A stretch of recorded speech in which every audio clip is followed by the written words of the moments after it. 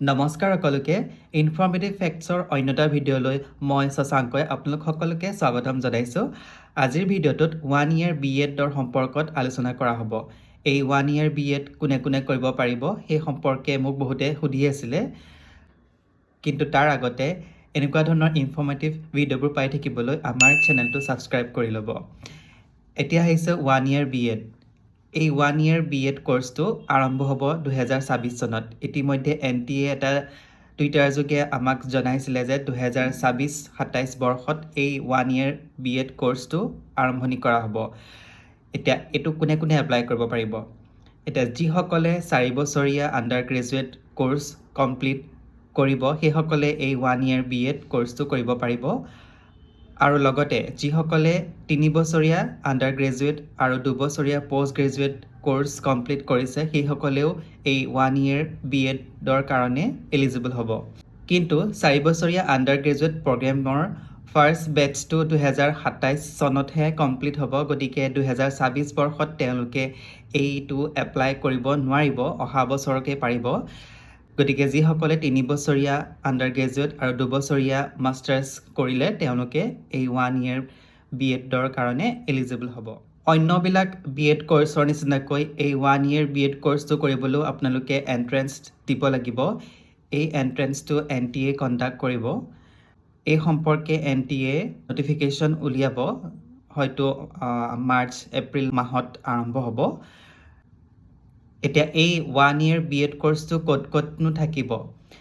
এতিয়া যিবিলাক ইনষ্টিটিউশ্যনত ITEP programme অৰ্থাৎ 4 year integrated teacher education programme আছে সেই ইনষ্টিটিউশ্যনবিলাকত এই 1 year B.Ed কোৰ্সটো থাকিব।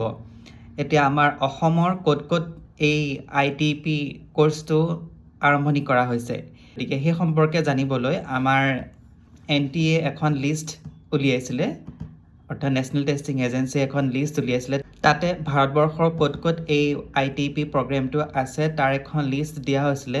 গতিকে অসমৰ ক'তনো আছে সেই সম্পৰ্কে মই আপোনালোকক কৈ দিছোঁ। অসমৰ প্ৰথমখন আছে ত্যাগবীৰ হেমবৰুৱা কলেজ, সেইখন আছে শোণিতপুৰ জিলাত। আৰু তাত যিহেতু BA B.Ed আৰু BSc B.Ed দুইটাই আছে। নেক্সট আছে north Lakhimpur college, Chaiduar college Gohpur. Next আছে আছাম ERC বাহনা কলেজ, যোৰহাটৰ বাহনা কলেজতো এই প্ৰগ্ৰেমটো আছে। কোকৰাঝাৰ গভৰ্ণমেণ্ট কলেজতো আছে, জৱাহৰলাল নেহেৰু কলেজতো আছে, সেইখন আছে কামৰূপ জিলাত।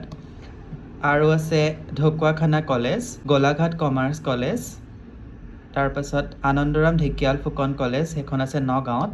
তাৰপিছত BN কলেজ ধুবুৰী, তাতো আছে। নেক্সট ধেমাজি কলেজ, তাতো ITEP প্ৰগ্ৰেম ষ্টাৰ্ট হৈছে। নেক্সট LTK কলেজ, সেইখন আছে লখিমপুৰতে। লখিমপুৰ গাৰ্লছ কলেজতো আছে, গোৱালপাৰা কলেজতো আছে, শিৱসাগৰ কমাৰ্চ কলেজ তাতো আছে, আৰু শিৱসাগৰ গাৰ্লছ কলেজ তাতো আৰম্ভণি হৈছে।